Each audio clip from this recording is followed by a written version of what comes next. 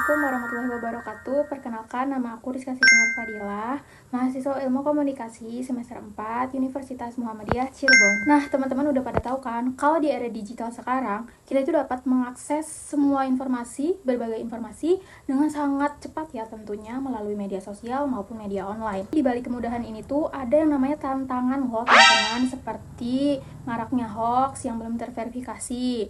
Nah, karena itu, literasi digital menjadi kemampuan yang sangat penting agar kita mampu menggunakan media secara cerdas. Atau tanggung jawab ini, saya ingin membahas dan mempelajari apa yang saya pelajari dari seminar Klik Literasi Tempo.co.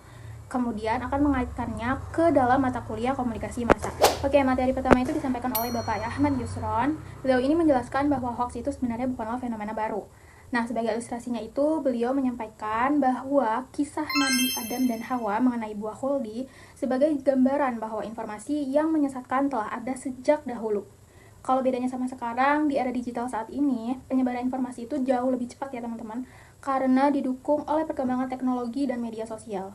Oke, beliau juga berpesan nih teman-teman, agar selalu berpikir rasional ketika menerima informasi. Jangan langsung percaya hanya karena suatu berita sedang viral atau banyak dibagikan oleh orang lain. Nah, jadi materi yang beliau sampaikan itu, kalau dalam di komunikasi massa sendiri, berkaitan dengan teori use and gratification. Teori ini menjelaskan bahwa masyarakat merupakan pengguna media yang aktif. Artinya, setiap orang memiliki kemampuan untuk memilih media, mencari informasi yang dibutuhkan, serta menilai apakah informasi tersebut layak dipercaya atau tidak. Oke, lanjut ke narasumber atau pembicara kedua. Menjelaskan tentang pentingnya melakukan pemeriksaan fakta atau fact-checking. Nah, beliau ini menjelaskan bahwa sebelum mempercayai suatu informasi, kita juga perlu melakukan verifikasi dengan memeriksa asal-usul informasi tersebut. Mulai dari sumber, waktu, lokasi, motivasi penyebaran, memastikan situs yang digunakan adalah situs resmi ya teman-teman. Nah, terus juga harus mengecek nih keaslian tangkapan layar yang beredar. Materi ini tuh berkaitan dengan teori gatekeeping. Dalam teori ini tuh dijelaskan bahwa sebelum suatu informasi dipublikasikan kepada masyarakat, seharusnya informasi tersebut melewati proses seleksi dan verifikasi. Namun, di era digital seperti ini, siapapun dapat menjadi pembuat sekaligus penyebar informasi tanpa melalui proses penyunting, seperti media massa. Akibatnya gimana tuh? Akibatnya, informasi yang belum tentu benar dapat menyebar dengan sangat cepat. Karena itu, masyarakat juga perlu berperan sebagai penyaring informasi dengan melakukan pengecekan fakta sebelum membagikan informasi kepada orang lain. Materi yang ketiga atau narasumber yang ketiga membahas proses pembuatan konten media sosial di Tempo. Narasumber menjelaskan bahwa pembuatan konten dilakukan melalui 3 tahap, yaitu ada pra-produksi, produksi, dan yang terakhir ada pasca-produksi. Nah, pada tahap pra-produksi dilakukan penentuan tujuan, research, penyusunan naskah, dan pengecekan data. Selanjutnya, dilakukan proses produksi, seperti pengambilan gambar, perekaman suara, dan pengumpulan bahan.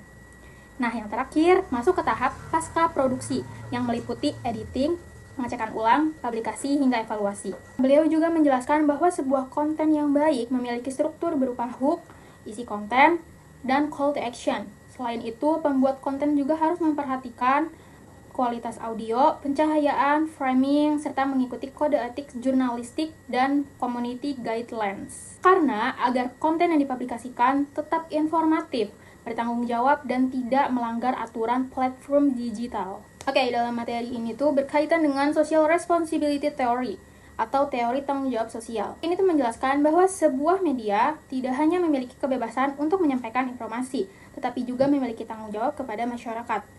Nah, informasi yang dipublikasikan harus akurat, berimbang, bermanfaat, serta memperhatikan etika komunikasi. Oke, dari ketiga materi tersebut, saya memahami bahwa literasi digital bukan hanya kemampuan menggunakan media sosial, tetapi juga kemampuan berpikir kritis, memverifikasi informasi, serta bagaimana sebuah informasi diproduksi sebelum sampai kepada masyarakat. Oke, di sini aku bakalan kasih salah satu contoh nyata, yaitu pemilu 2024 di Indonesia. Nah, pada masa tersebut, beredar berbagai informasi yang ternyata tidak benar, seperti video lama yang diklaim sebagai kejadian baru, foto hasil editan, hingga tangkapan layar palsu yang beredar di media sosial. Nah, tapi banyak banget nih masyarakat yang langsung membagikan informasi tersebut tanpa melakukan pengecekan terlebih dahulu, sehingga hoax semakin cepat menyebar. Itu menunjukkan bahwa rendahnya literasi masih menjadi tantangan dan dapat mempengaruhi cara masyarakat memahami suatu peristiwa. Oke, menurut saya di sini solusi yang dapat dilakukan mulai dari diri sendiri dulu ya teman-teman sebagai pengguna media sosial. Yang pertama, membaca informasi secara utuh dan tidak hanya melihat judulnya aja. Yang kedua, memeriksa sumber informasi dan membandingkannya dengan media yang kredibel seperti Tempo ataupun detik.com ya teman-teman. Kesimpulannya dari seminar kliktempo.co memberikan pemahaman bahwa masyarakat harus memiliki kemampuan literasi digital agar mampu menggunakan media secara cerdas dan bertanggung jawab. Materi ini juga disampaikan menunjukkan bahwa setiap informasi dipikirkan secara kritis, diverifikasi, dan disampaikan dengan memperhatikan etika komunikasi. Mari menjadi masyarakat yang cerdas, bermedia dengan selalu berpikir kritis, memeriksa fakta sebelum menyebarkan, dan menggunakan media digital dengan bijak. Nah, segitu saja materi yang dapat saya sampaikan mengenai media dan literasi digital, belajar menjadi masyarakat yang cerdas bermedia dari klik literasi tempo.co. Thank you for watching and see you next time!